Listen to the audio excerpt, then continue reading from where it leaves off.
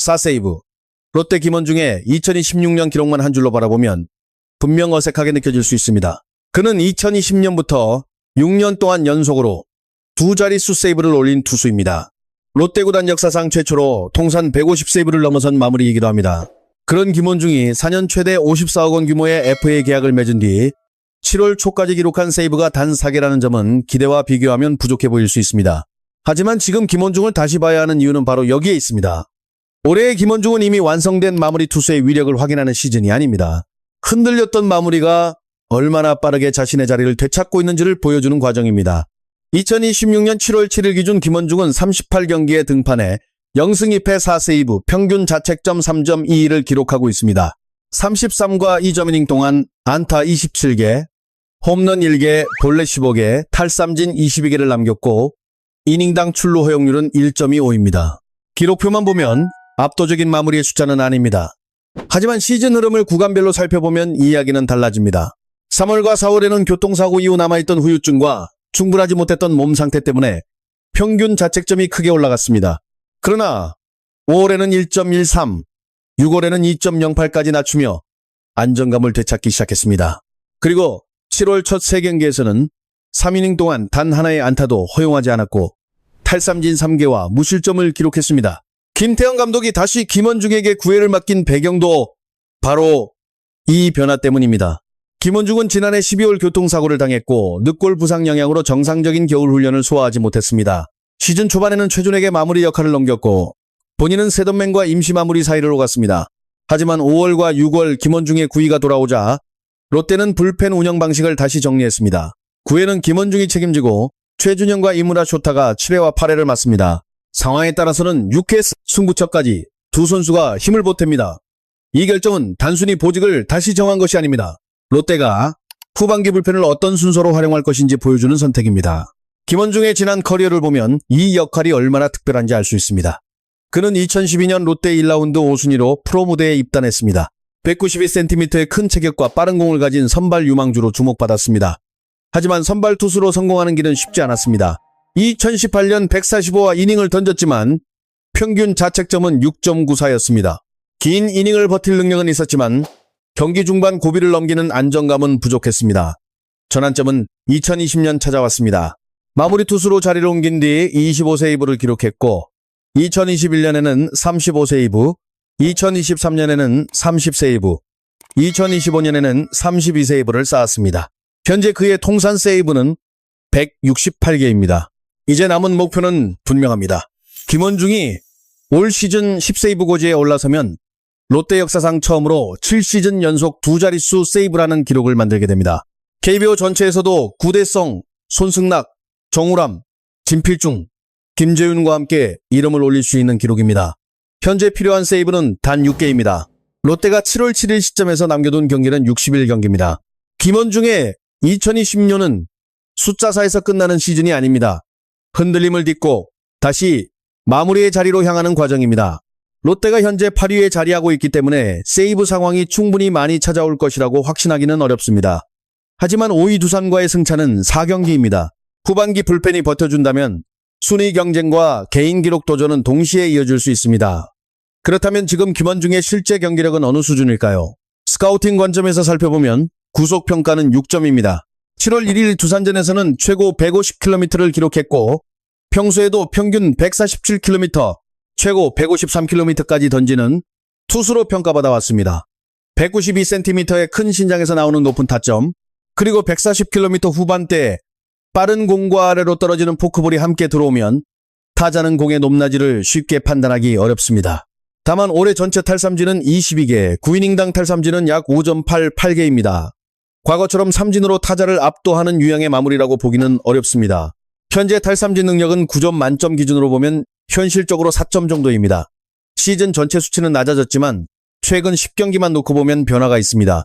9와 2점 이닝 동안 탈삼진 8개를 기록하며 반등한 모습을 보여줬습니다. 또 실점으로 연결된 피홈런이 1개뿐이라는 점도 김원중이 완전히 무너진 상황은 아니라는 증거입니다. 현재의 김원중은 헛스윙을 계속 만들어내는 강력한 파워형 마무리보다는 직구로 유리한 카운트를 만든 뒤 포크볼을 활용해 땅볼과 헛스윙을 동시에 노리는 운영형 투수에 가까워졌습니다. 이 변화는 부정적인 요소만 있는 것이 아닙니다. 30대 중반으로 향하는 불펜 투수에게 필요한 것은 매 경기 150km의 공을 던지는 힘보다 컨디션이 좋지 않은 날에도 한 이닝을 책임질 수 있는 경기 운영 능력입니다. 제구 평가는 아직 5점, 8점 수준입니다. 33과 2점 이닝 동안 허용한 볼넷은 15개, 9이닝 기준 볼넷은 약 4개입니다. 마무리 투수에게는 분명 부담이 되는 숫자입니다.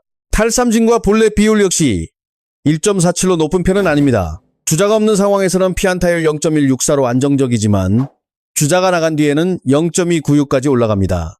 득점권에서는 0.324까지 높아집니다. 주자를 허용한 뒤 포크볼이 낮게 빠지면 타자는 기다리는 선택을 할 수 있습니다. 반대로 직구가 가운데로 들어가는 순간에는 한 번에 큰 타구를 맞을 위험도 있습니다. 올해 김원중의 불안 요소는 구위 자체보다 타자와의 승부 과정, 즉 카운트 싸움에서 먼저 드러납니다. 하지만 변화와 완성도 부분은 8점으로 평가할 수 있습니다.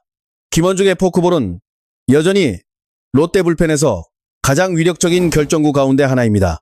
6월 말 LG전에서는 포크볼로 삼진을 만들어내며 위기 상황을 정리했습니다.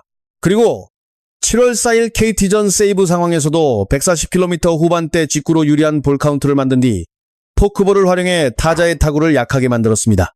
평가 기준으로 보면은 김원중은 직구로 스트라이크를 확보하고 포크볼로 아래쪽 코스를 공략하는 투수입니다.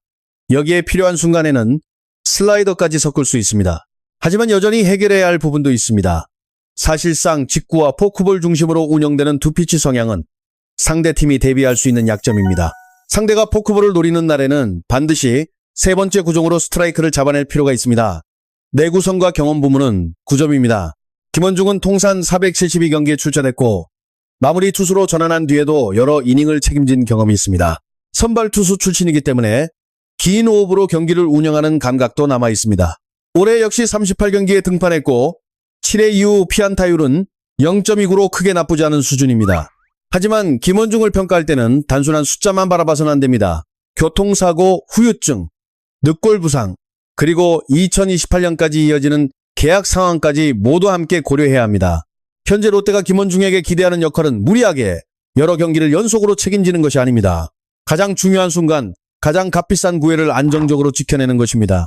위기 대응 능력과 멘탈 부분은 9점입니다. 김원중은 흔들리는 투수라는 이미지가 있지만 긴 커리어를 돌아보면 어려운 순간을 피하는 유형은 아니었습니다.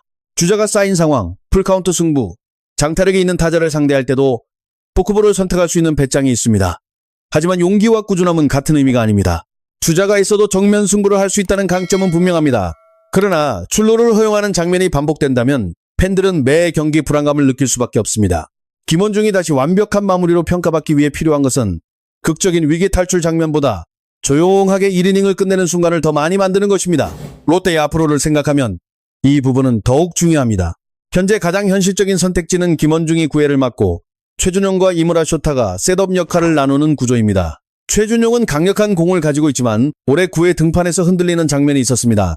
이무라는 제구와 구위 모두 인상적이지만 아직 KBO 적응 기간이 길지 않습니다. 반면 김원중에게는 경험이 있습니다. 구회라는 자리가 가진 부담을 누구보다 잘 알고 있고 실패한 뒤 다음 등판에서 어떻게 다시 준비해야 하는지도 알고 있습니다. 그렇기 때문에 롯데가 5위 추격을 포기하지 않는 상황이라면 김원중을 다시 마무리 자리에 세우는 결정은 충분히 이해할 수 있습니다. 하지만 장기적인 관점에서는 조금 더 신중한 접근이 필요합니다. 김원중과 롯데의 계약은 2028년까지 이어집니다. 이 계약의 가치를 최대한 끌어내기 위해서는 김원중을 매년 무조건 고정 마무리로만 활용할 필요는 없습니다. 2016년 후반기에 안정적인 모습을 확인한다면 2027년에도 구회 중심의 역할을 맡길 수 있습니다. 동시에 최준영과 이무라 쇼타에게도 부담이 큰 이닝을 나누어 경험을 쌓게 해야 합니다. 반대로 본래 문제와 득점권 위기가 계속된다면 김원중은 8회 승부처 또는 여러 이닝을 책임질 수 있는 베테랑 필승조로 이동하는 선택도 가능합니다. 결국 중요한 것은 이름값이 아닙니다. 롯데가 승리할 가능성을 얼마나 높일 수 있느냐입니다. 팬들이 김원중을 쉽게 포기하지 못하는 이유도 여기에 있습니다. 그는 완벽한 마무리 투수가 아닙니다. 볼넷이 있고 경기별 기복도 존재합니다. 포크볼 제구가 흔들리는 날에는 큰 타구를 허용할 위험도 있습니다. 그럼에도 롯데가 오랜 시간 겪어온 마무리 공백을 생각하면 김원중처럼 오랫동안 구회를 지켜온 투수는 찾기 어렵습니다. 장발 클로저라는 상징성, 9단계의 기록적인 성과, 후배들이 배울 수 있는 경험, 그리고 팀 안에서 가진 존재감까지 김원중은 단순한 불펜 투수 한 명을 넘어 롯데의 한 시대를 대표하는 선수로 자리 잡았습니다. 김원중의 2026년은 아직 결론이 내려지지 않았습니다. 현재 4세이브라는 숫자는 기대에 미치지 못하지만 5월 이후 보여준 회복 흐름은 분명합니다. 남은 6세이브를 추가해 7시즌 연속 두 자릿수 세이브에 도달한다면 그는 다시 한번 롯데 역사에 자신의 이름을 남기게 됩니다. 하지만 진짜 목표는 기록 자체가 아닙니다. 롯데가 가을 야구 경쟁을 이어가는 과정에서 김원중의 구애를 불안한 변수에서 믿고 계산할 수 있는 한 이닝으로 바꿀 수 있느냐입니다. 흡답이 증명되는 순간 롯데의 후반기 도전도 다시 힘을 얻기 시작할 것입니다.